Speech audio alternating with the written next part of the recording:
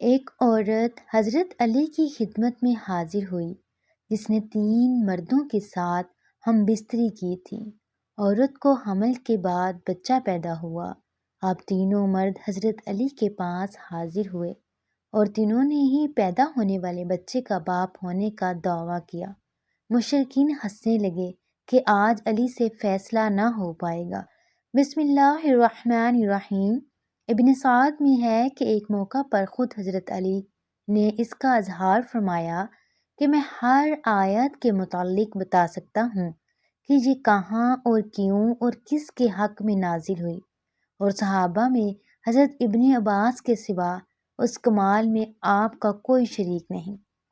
چنانچہ ان تمام تفسیروں میں فن کا مدار روایتوں پر ہے، مثلاً ابن جریر طبری، ابن ابی حاتم اور ابن کثیر وغیرہ میں باکثرت آپ کی روایات سے آیات کی تفسیر مقتول ہے۔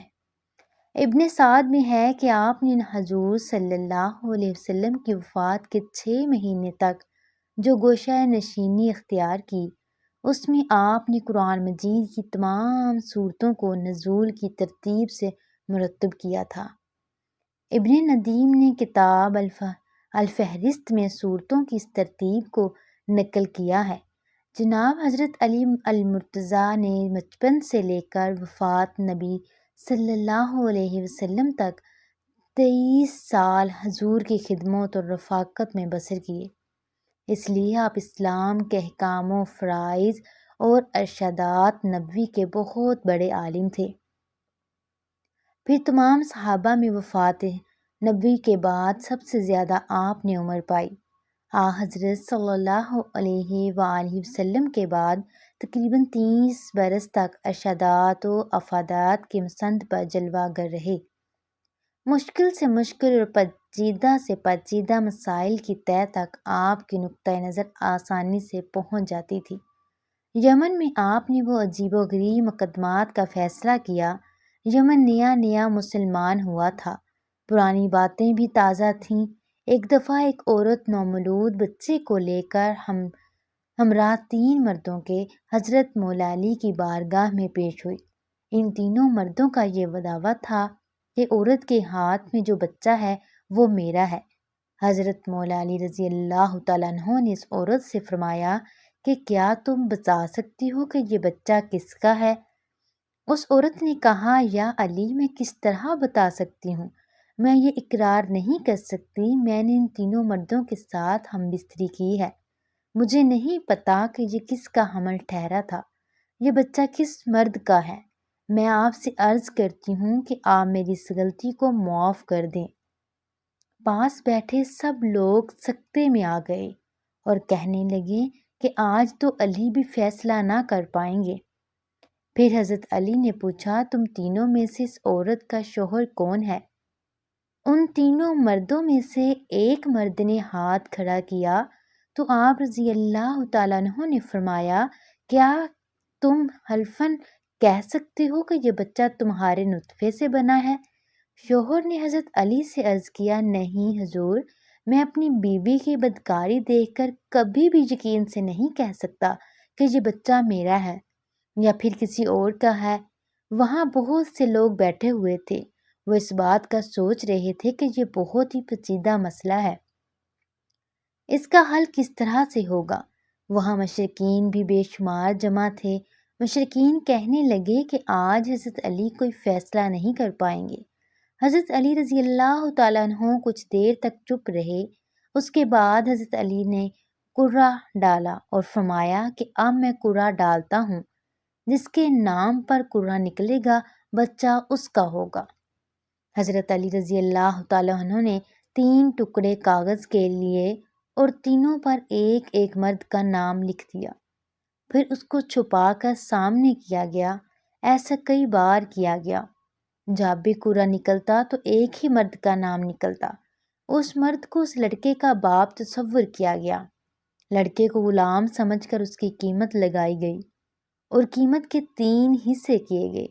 جس کے حصے میں قرعہ نکلا تھا اس شخص سے اس قیمت کے 2 حصے وصول کر کے باقی دونوں مردوں کو دے دیے گئے۔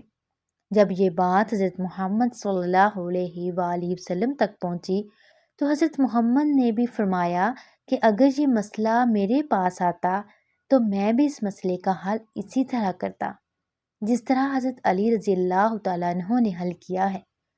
ایک روایت میں اس طرح بیان کیا گیا ہے کہ حضرت عمر فاروق کے زمانہ میں قدامہ بن مظعون نے شراب پی تو حضرت عمر نے اس پر حد جاری کرنے کا حکم دیا۔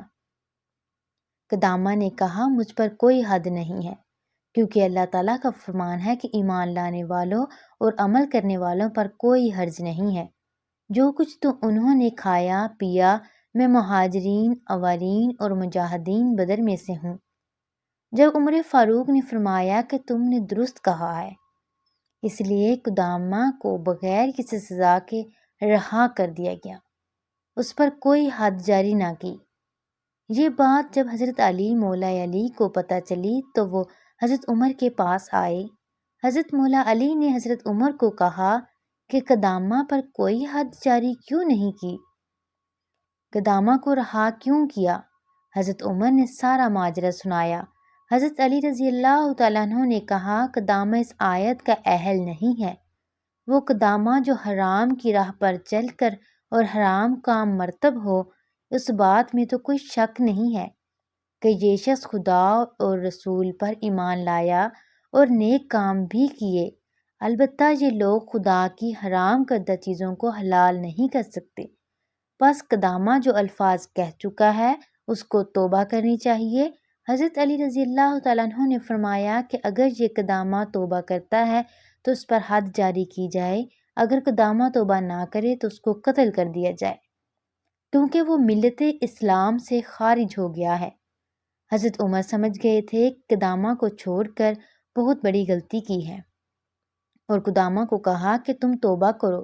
قدامہ یہ بات اچھے طریقے سے سمجھ گیا تھا کہ میرے بارے میں شرعی سزا کیا ہے۔ قدامہ نے توبہ کی تو اس کی قتل کی سزا تو معاف ہو گئی، تو اب قدامہ پر حد کا مسئلہ باقی تھا۔ حضرت عمر نے حضرت علی سے پوچھا کہ آپ مشورہ دیجئے کہ قدامہ پر کس طرح حد جاری کرنی چاہیے۔ حضرت علی نے فرمایا قدامہ کو 80 کوڑے مارے جائیں کیونکہ جو بھی شرابی نشہ کرتا ہے وہ مست ہو کر بہکی باتیں کرنا شروع کر دیتا ہے۔ حضرت علی رضی اللہ تعالیٰ عنہ کے کہنے پر قدامہ کو 80 کوڑے مارے گئے۔ پیارے ناظرین، اسلامی واقعات سننے کے لیے چینل کو سبسکرائب کریں اور اگر آپ کو ویڈیو اچھی لگی ویڈیو کو لائک کریں اور اپنی فرینڈز اور فیملی کے ساتھ شیئر کریں۔ جزاک الخیرہ۔